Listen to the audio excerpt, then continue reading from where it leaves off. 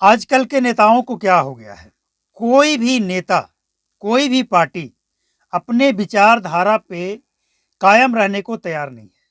पूरे देश में आप नज़र उठाकर देखिए,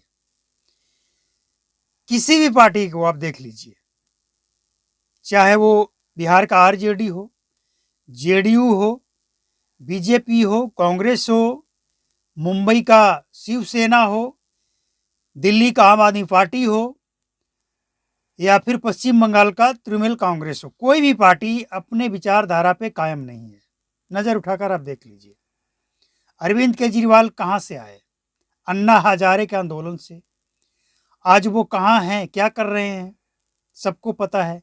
ये सुविधाएं नहीं लेंगे, वो नहीं लेंगे, आज वो फंसे हैं शीश महल को लेकर। शिवसेना दिल्ली की हिंदुत्व पे चलने वाली पार्टी आज कहाँ है?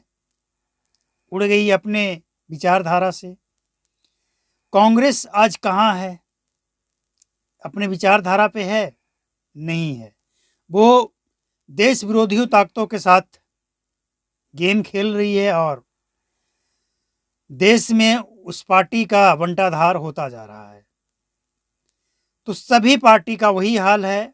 समाजवादी पार्टी, समाजवादी लोग कहाँ हैं? समाजवादी लोग कौन है अब समाजवादी? लालू यादव भी कहते हैं कि समाजवादी हैं।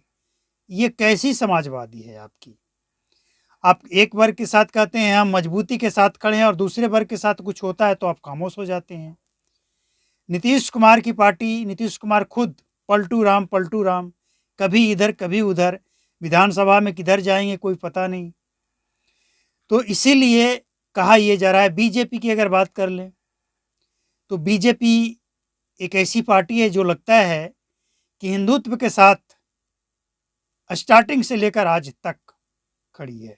हम तारीफ नहीं कर रहे हैं, लेकिन ये सच है कि बीजेपी को लगता है कि हमें सिर्फ हिंदुओं का वोट चाहिए, मुसलमानों का मिले या ना मिले। लेकिन सच्चाई ये है कि कोई भी पार्टी किसी एक वर्ग का वोट लेकर देश में या किसी राज्य में सरकार नहीं बना सकती है, नहीं चला सकती है।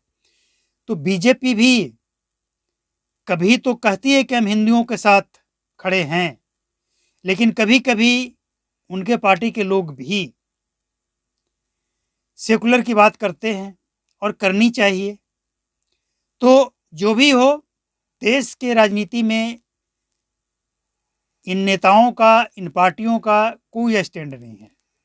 इसीलिए कहा जाता है कि राजनीतिक में कोई भी न परमानेंट दोस्त होता है ना दुश्मन होता है, ये तो आपसी।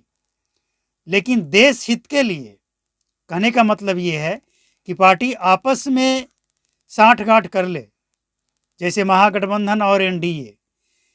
तो ये अपने अपने विचारधारा की बात तो होनी ही चाहिए, लेकिन जब विचारधारा नहीं मिलता है तो देखिए आज दिल्ली में कांग्रेस और आम आदमी पार्टी आमने सामने है।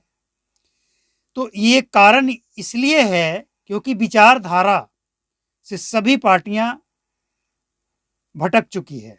कांग्रेस हो, आम आदमी पार्टी हो, सभी पार्टियां अपने अपने विचारधारा से भटक चुकी है। इसीलिए गठबंधन बनाने के बावजूद गठबंधन टिकता नहीं है और जमीन पे भ्रम में आ जाते हैं जनता भरमा जाती है कि किसको क्या कहें, किसको सपोर्ट करें और किसको रिजेक्ट करें।